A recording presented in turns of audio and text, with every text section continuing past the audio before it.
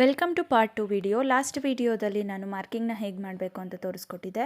ಈ ವಿಡಿಯೋದಲ್ಲಿ ಮಾರ್ಕಿಂಗ್ ಮಾಡಿರೋದಕ್ಕೆ ಟ್ರೇಸಿಂಗ್ನ ಹೇಗೆ ಮಾಡಬೇಕಂತ ತೋರಿಸ್ಕೊಡ್ತಾ ಇದ್ದೀನಿ. ಅದಕ್ಕೆ ನಾನಿಲ್ಲಿ ಯಾವ ಬ್ಲೌಸ್ ಡಿಸೈನ್ ತೋರಿಸ್ತಾ ಇದ್ದೀನಿ ಅದನ್ನು ಸೆಲೆಕ್ಟ್ ಮಾಡಿದ್ದೀನಿ.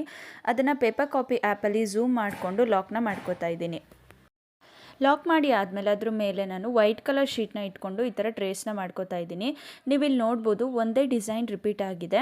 ಸೊ ಅದಕ್ಕೋಸ್ಕರ ನಾನಿಲ್ಲಿ ಏನು ಡಿಸೈನ್ ರಿಪೀಟ್ ಆಗಿದೆ ಅದೇ ಡಿಸೈನ್ನ ಒಂದು ಸಲ ಅಷ್ಟೇ ಬಿಡಿಸ್ಕೋತಾ ಇದ್ದೀನಿ. ವೈಟ್ ಶೀಟ್ ಮೇಲೆ ಬಿಡಿಸ್ಕೊಂಡು ಇವಾಗ ವೈಟ್ ಶೀಟ್ನ ಕೆಳಗಡೆ ಇಟ್ಟು ಅದ್ರ ಮೇಲೆ ಟ್ರೇಸಿಂಗ್ ಶೀಟ್ನ ಇಟ್ಟು ನಾನೇನು ಯೂನೆಕ್ ಮಾರ್ಕ್ ಮಾಡಿದ್ದೆ ಆ ಯೂನೆಕ್ ಪಕ್ಕನೇ ಈ ಥರ ಸೈಡಲ್ಲಿ ನಾನು ಡಿಸೈನ್ನ ಬಿಡಿಸ್ಕೋತಾ ಇದ್ದೀನಿ.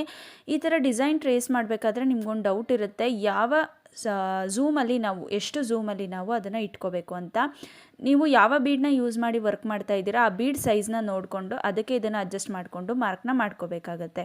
ಸೊ ಮಾರ್ಕ್ ಮಾಡಿ ಆದಮೇಲೆ ನಾನು ಈ ಥರ ಟ್ರೇಸ್ ಮಾಡಬೇಕಾದ್ರೆ ಕರ್ವ್ ಶೇಪ್ ಬಂದಾಗ ಅಂದರೆ ಯು ಶೇಪಲ್ಲಿ ಕೆಳಗಡೆ ಕರ್ವ್ ಬಂದಾಗ ಡಿಸೈನ್ನ ಸ್ವಲ್ಪ ಈ ಥರ ರೊಟೇಟ್ ಮಾಡಿ ಮಾರ್ಕ್ನ ಮಾಡ್ಕೋತಾ ಇದ್ದೀನಿ.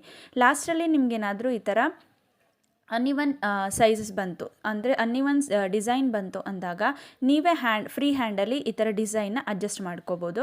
ಸೊ ಲಾಸ್ಟಲ್ಲಿ ನಾನು ಒಂದು ಎಕ್ಸ್ಟ್ರಾ ಶೇಪ್ನ ಹಾಕಿ ಈ ಡಿಸೈನ್ನ ಕ್ಲಿಯರ್ ಮಾಡ್ತಾ ಇದ್ದೀನಿ. ಇದು ಮಾಡಿ ಆದಮೇಲೆ ಮತ್ತೆ ಆಪೋಸಿಟ್ ಸೈಡಲ್ಲಿ ಕೂಡ ನಾನು ಈ ಡಿಸೈನ್ನ ಮಾರ್ಕ್ ಮಾಡ್ಕೋತಾ ಇದ್ದೀನಿ. ಮಾರ್ಕ್ ಮಾಡಿ ಆದಮೇಲೆ ಇದನ್ನು ಡೈರೆಕ್ಟ್ ಬ್ಲೌಸ್ ಮೇಲೆ ಹೇಗೆ ಟ್ರೇಸ್ ಮಾಡೋದು ಅನ್ನೋದನ್ನು ನಾನು ನೆಕ್ಸ್ಟ್ ವಿಡಿಯೋದಲ್ಲಿ ತಿಳಿಸ್ಕೊಡ್ತೀನಿ.